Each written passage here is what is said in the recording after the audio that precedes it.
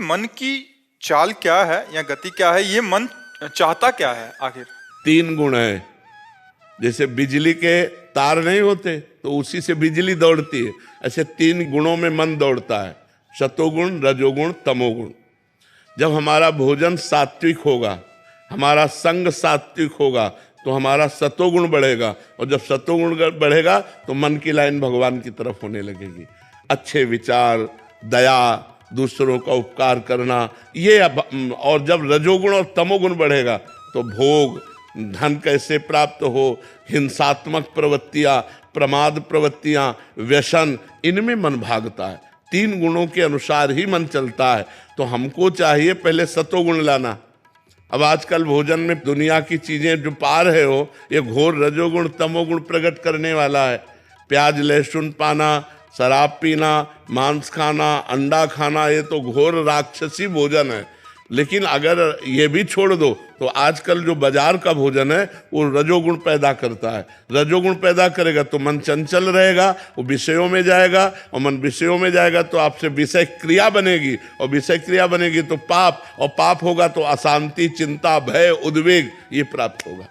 मन की चाल तीन गुणों के अनुसार चलती है, वो स्वयं नहीं चलता, वो तीन गुणों के अनुसार चलता है। जैसा आपका आहार, शुद्ध भाषा में जैसा खाओगे अन्न वैसा बनेगा, गांव गली की भाषा में कहते नहीं, तो हमारा आहार यदि रजोगुणी हुआ, तमोगुणी हुआ, तो मन रजोगुण तमोगुण से युक्त होकर प्रमाद, हिंसा, भोग, कैसे रुपया मिले, कैसे दूसरों से हम सुख छीन सके, ऐसी भावनाएं बनाने लगेगा। अगर सतोगुण आया तो कैसे दूसरों को सुख प्रदान करें, कैसे हमारा मंगल हो, कैसे हमारे पाप नष्ट हो, ये भावनाएं आने लगती। मन में जो भावना पैदा होती है वो तीन गुणों के अनुसार होती, स्वयं में नहीं पैदा होती।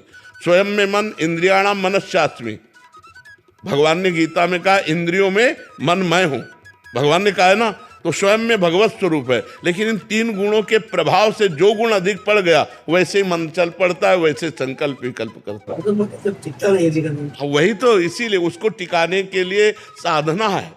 भगवान के नाम का जप करते हुए हम जब आगे समय व्यतीत करेंगे और वो निष्पाप होगा तो टिकने लगेगा। जब तक पाप है तब तक चंचल है, और जहां वो निष्पाप हुआ तहां टिक जाएगा। इसे वैराग्य और अभ्यास के द्वारा टिकाया जाए। वैराग्य शब्द से किसको परिचय? कोई वैराग्य शब्द समझ पाता है? वैराग्य किसे कहते हैं? बस केवल भोग भोग, केवल धन धन, मान प्रतिष्ठा, नशा पानी, बस इतना ही समझ में आ रहा है। वैराग्य है, ब्रह्मचर्य है, सत्य है, अहिंसा है, संतोष है, धर्म है, इनको कौन समझ रहा है? कौन शास्त्रीय बात बच्चा मानने के लिए तैयार होगा? और जो तैयार है उनका जीवन पवित्र हो रहा है, नहीं तो भ्रष्ट होते चले जा रहे, नष्ट होते चले जा रहे। तुम्हें बचा सकता है तो अध्यात्म बचा सकता है। बोलो, जिस माँ ने हमको दूध पिलाया, जिस माँ ने हमारा पालन पोषण किया, उसी माँ और पिता को हम वृद्धावस्था में अनाथ आश्रम छोड़ आते हैं या उनको निकाल देते हैं, ये कौन सा धर्म है? अब उनको जरूरत है तुम्हारी, पैसे की जरूरत नहीं, तुम्हारे प्यार की जरूरत है। जैसे छोटे बच्चे को माँ के प्यार की जरूरत है, ऐसे बूढ़ी माँ को बच्चे के प्यार की जरूरत है। लोग त्याग कर देते हैं, लोग अनाथ आश्रम छोड़ आते हैं, लोग उनको पीटते हैं, उनको कष्ट देते हैं। ये क्या है? अध्यात्म के बिना ही तो है। नहीं तो प्रातः काल उठ के रघुनाथा, मात पिता गुरु नावै माथा। भगवान स्वयं प्रातः काल उठकर अपने माता पिता गुरु के चरणों में मस्तक पधराते थे, हाथ से छूना नहीं, मस्तक पधराते थे। और आज कौन इतने लोगों में हमें बताए कि अपने माता पिता के चरणों में रोज प्रातः काल मस्तक रखते हैं?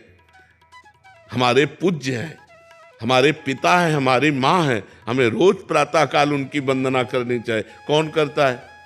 अगर कोई करता है तो अध्यात्म से जुड़ा है, संतों से जुड़ा है, वही करता है। नहीं, कौन करता है?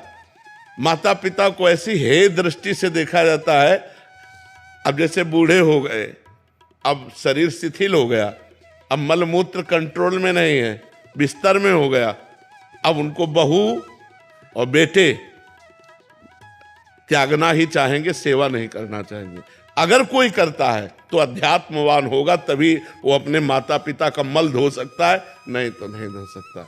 तो इसलिए अध्यात्म जरूरी है कि आपको क्या करना चाहिए, क्या नहीं करना चाहिए, ये ज्ञान आपका मंगल कैसे होगा, आपको शांति कैसे मिलेगी, आपको आनंद कैसे मिलेगा, वो पाप से नहीं मिलेगा, वो धर्म से मिलेगा, वो पुण्य से मिलेगा।